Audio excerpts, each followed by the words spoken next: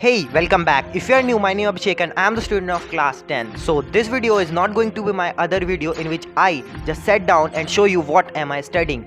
But this video is more than that, in which not only I but other 3 person. So hello दोस्तों, this is Anurag and Hi, myself Pushpendra. Hi everyone, it's me Sakshi. I hope you all people are doing good, super. Are with me to discuss their last 30 days plan for class 10. So without wasting any time, let's get started.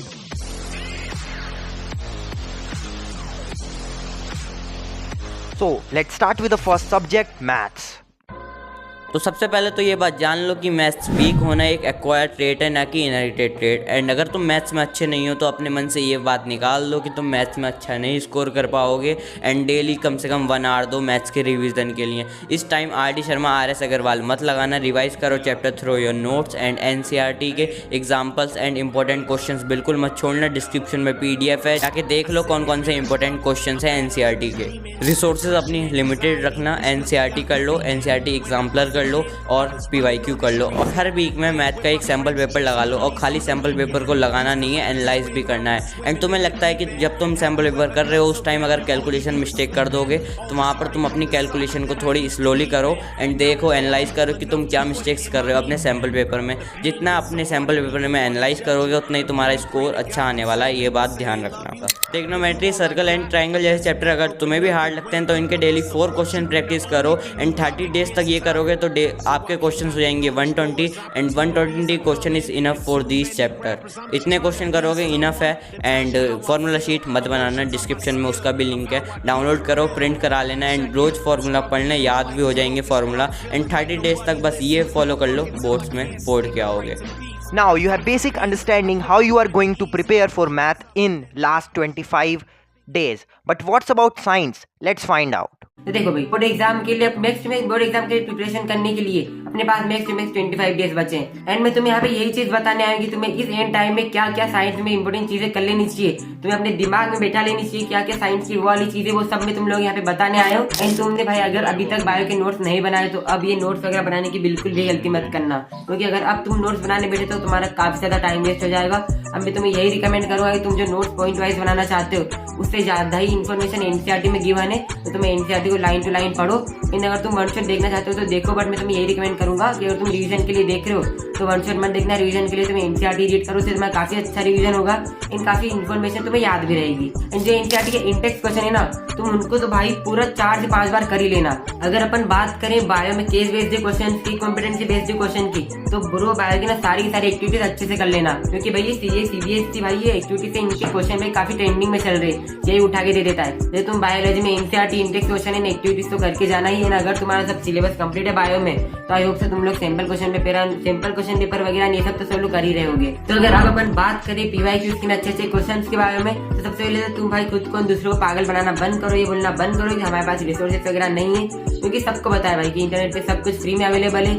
Just तुम्हारे search करने की देरी है Google पे, भाई search करो CBSE class 10 exercise chapter PYQ। भाई किसी जानी मानी वेबसाइट पे जाओ एंड देखो, क्वेश्चन अटेम्प्ट करो, नहीं हो रहा है रीड करो, कैसे भी करके उन्हें सोल्व करो। फिजिक्स में अपने 4 चैप्टर्स हैं, इसमें से 2 चैप्टर्स तो भाई 80% अपनी थ्योरी पे ही बेस्ड है, अपना ह्यूमन आई वाला एंड मैग्नेटिक इफेक्ट्स वाला। बट मेन दिक्कत फिजिक्स में आती है अपन के न्यूमेरिकल्स में। चलो तो NCERT तुम्हें हर एक न्यूमेरिकल आनी चाहिए, 3 से 4 बार हर एक न्यूमेरिकल को कर लेना। इलेक्ट्रिसिटी एंड लाइट वाली की बात कर रहा हूँ मैं यहाँ पे। एंड इन्हीं हाई लेवल के क्वेश्चन की बात करें न्यूमेरिकल्स में तो जाओ यूट्यूब पे सर्च करो class 10 electricity top 10 important numericals, वहाँ पे आएंगे काफी सारे लेक्चर्स, उन एक एक करके उन लेक्चर्स को देखो। एंड पहले टीचर के करवाने से पहले तुम उन क्वेश्चन को बनाने की ट्राई करना अगर बनते हैं तो। एंड बाकी अपना human I and magnetic effects of current, इनकी भाई थ्योरी अच्छे से याद रखना है। बाकी दोनों चैप्टर्स की भी बेसिक कॉन्सेप्ट तुम्हें अच्छे से याद रहना चाहिए। अब केमिस्ट्री की बात करें तो देखो, केमिस्ट्री एक ऐसा सब्जेक्ट है जिसमें मेरे भी एंड जहाँ तक तुम लोगों के भी सबसे ज्यादा मार्क्स करते होंगे साइंस में।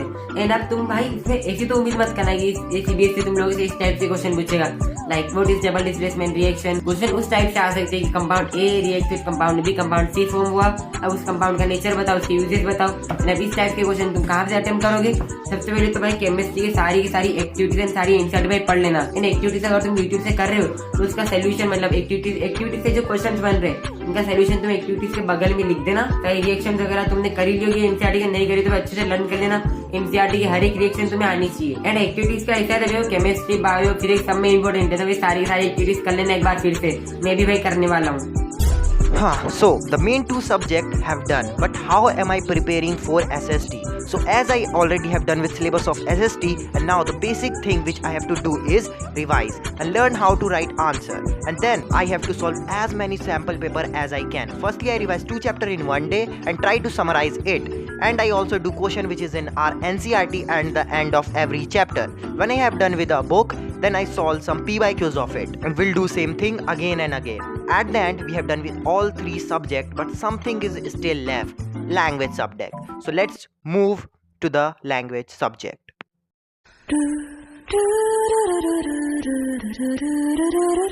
So today I will be sharing some tips regarding our language subject, which is Hindi or English. We often take these subjects very lightly, but these subjects sometimes make our percentage or sometimes don't. So here are some few tips which I follow for my better results in these two subjects. So talking about Hindi, हमारा हिंदी का paper में सबसे पहला जो pattern आता है वो होता है अपठित गद्यांश और अपठित पद्यांश का. Same in English, unseen passages, what we can only do is practice. Sample papers में ज़्यादा से ज़्यादा एक 5-6 सवाल सॉल्व कर लोगे, that must be enough. And now talking about grammar portion, उसके लिए हमें रूल्स पढ़ने होते हैं. हिंदी के लिए I will suggest you Hindi Adhyapak YouTube channel, and for English I will suggest you dear sir और magnet brains. For writing portion, we just only have to focus on 2 points, which is first one is the format, like format of letter, format of patra, format of diary writing, whatever is in the syllabus. And the second thing is expression of words. And expression के लिए हमारी vocabulary को increase हमें करना पड़ेगा, and that is enough. And now talking about the very most important part which is literature. So literature के लिए अब 3 तरीके हैं. पहला, जैसे दीन दुनिया चल रही है, बहुत ही सिंपल, एनसीईआरटी खोलो, लाइन टू लाइन पढ़ लो एंड एनसीईआरटी के सवाल कर लो.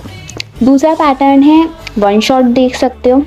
और तीसरी ट्रिक जो मैं पर्सनली फॉलो करती हूँ, विच इज़ एनसीईआरटी में जैसे एक डायलॉग होता है या एक लाइन होती है, उसको सवाल में कन्वर्ट करके वहीं पे उसके रिलेटेड पॉइंट्स लिखो, और जहाँ पे आपको उसका आंसर ना समझ जाए कि इसका आंसर क्या हो सकता है, वहाँ पे अपनी नोट्स से या एनसीईआरटी से हेल्प लेके रिवाइज कर लो. That simple. So let's sum up.